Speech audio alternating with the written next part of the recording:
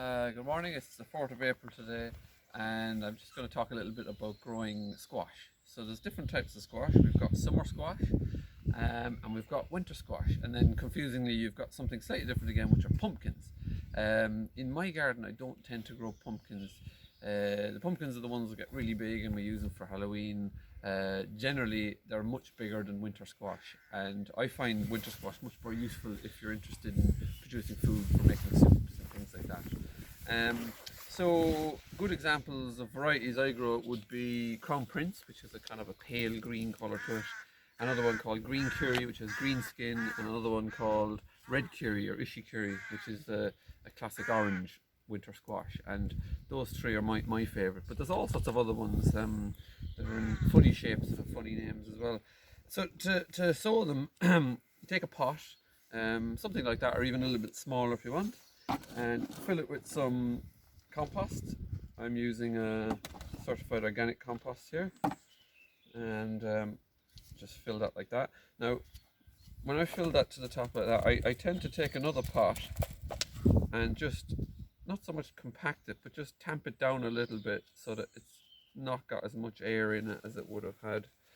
And then you take your seed, put 1 or 2 seeds per pot. I'm just going to put 1 into this pot and just push it down like that, and then a little bit more compost over the top, and then just to finish off I'll just tamp that down a little bit again, just to make sure there's good contact between the compost and the seed. Now if you wanted to, you could soak the seeds in a glass of water overnight, but it's not essential. That then will be labelled. So that was Ishi Curry, and today's date, which is the 4th of the 4th, 20, and I'll water that lightly then. So I use a spray watering bottle like this, and just a little bit of water, not totally saturated, like that, and then that will go and sit on the windowsill in the kitchen, and it's going to sit on a little heating propagator with the lid off. And what I do in the bottom of this propagator, you plug it in, I put a layer of grit to just evenly distribute the heat, because sometimes at the base of these propagators they have a profile, so not all of the pot might be in contact with the base. So by putting a little layer of pot topping grit, you're going to give it even distribution to the heat, and then that will germinate reliably. If you do put a propagator lid over it, you need to be very careful with the amount of moisture that you provide, because oftentimes that can lead to damping off. But for a big seed like squash and pumpkin, I find that the ambient temperature from the kitchen itself, from the cooking and from the radiator being on in the general area, that's plenty to get the seeds to germinate. That's how you do winter squash, but it's a very similar procedure as well for things like courgettes and things like even cucumbers as well.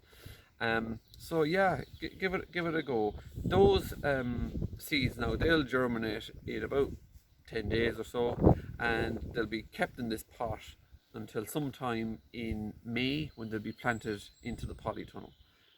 Sorry, not into the polytunnel, into the ground outside. So maybe by the middle of May, once the last frost is gone and the forecast is looking clear for a few days, they can be planted out into the garden. But what I would do initially to give them a little bit of extra help is that I'd put some form of cloche over the top of them, just because the leaves of squash really don't like wind, and that shock of going from indoors to outdoors could be too much for them.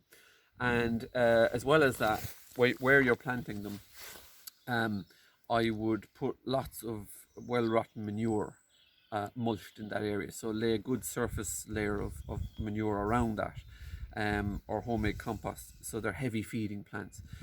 Each one of these winter squash, then they're going to need at least 1.5 meters between each plant. So they're quite a big plant, and you don't need to side shoot them or anything like that, and you can expect to get maybe 6 to 8 reasonably sized squash from Ishi Curry. They're about that big, I suppose, 2.5 to 3 pound in weight. And then when you're harvesting them in the autumn, usually before the frost, once as the leaves have started to rot away a little bit, you know that they're no longer producing or photosynthesizing.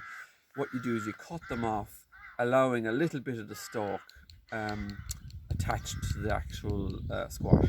And then to store them, what you would do then is let them harden up their skins for 1 or 2 weeks in the sunshine, and then you can store them then in a frost-free shed for the winter. And they should keep right the way through the winter, and even now you could still be eating them in April the following year. So that's how you grow winter squash.